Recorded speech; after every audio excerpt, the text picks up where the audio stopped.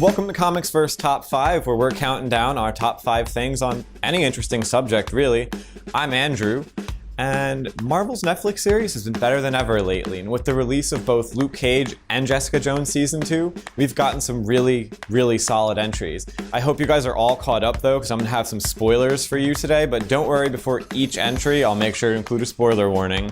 We'll be counting down the top 5 Marvel characters who should be on TV. If you've enjoyed this video, please like and subscribe, and don't forget to leave a comment.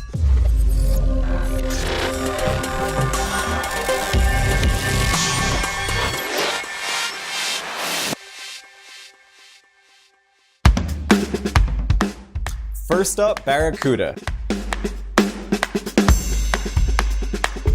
With the second season of The Punisher coming to Netflix in early 2019, it's time to start speculating about the villains. We already have confirmation through set pics that Billy Russo will be back as the villain Jigsaw, but one of my biggest hopes is we'll get Barricuda.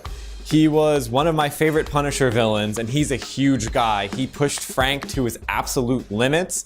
He survived a shark attack, he survived an explosion, and being shot point blank in the head. Finally, near the end of Punisher Max, he came back, and Frank finished him off for good, in one of the most disgusting ways I've ever seen. Second, Moon Knight. I feel like this one is a common request, but Moon Knight just screams Marvel Netflix. Wouldn't Netflix want to try and do Batman better than DC? And depending on what origin you use, he's either a guy with delusions, which you can add so many trippy visuals to that, or he's the physical embodiment of an Egyptian god konshu. Yeah, I know that sounds kind of crazy. And you even have your choice of costumes too. You get the normal cape look, which for Netflix wouldn't be a problem, they've updated Daredevil's costume. Or you could use his Mr. Knight look, which is just a white tux and a white mask, and that looks so much cooler. Third up, Orson Randall.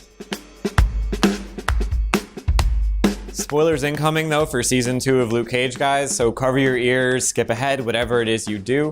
When Danny showed up on episode 10 of Luke Cage season 2, he was so much better than he was in The Defenders and Iron Fist. He was more natural, less self-serious, and he even had charisma with Luke. However, if you're still not satisfied, I put forth a contender, Orson Randall. He was way better. He channeled his chi, instead of that glowing fist, into bullets.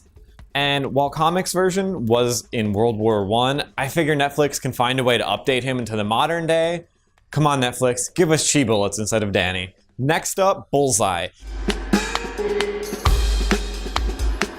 At this point, there's an excellent chance we're already getting Bullseye in Daredevil Season 3, as photo leaks have seemingly confirmed the presence of a Bullseye logo on the set.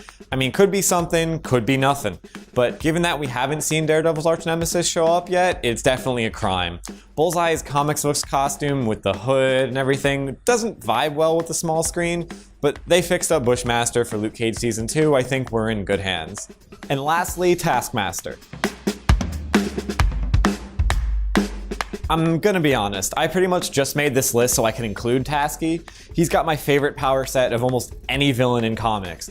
He's not gonna be keeping up with the likes of Hulk or Captain Marvel or anything, but for our street level heroes, he's gonna be a force to be reckoned with. His power is anything he sees you do, he can do better. Now, I mean, imagine him fighting Daredevil with Captain America's abilities, or Hawkeye's abilities, or Black Widow's abilities. That would be really cool and a neat little way to tie into the movies. And I mean, it's all connected, right Marvel? Right? This has been Comics Verse Top 5 Marvel Comics characters who should be in the TV shows. I'm your host Andrew. If you think I forgot any, drop us a comment below. Don't forget to like, share, and subscribe, and visit us on comicsverse.com.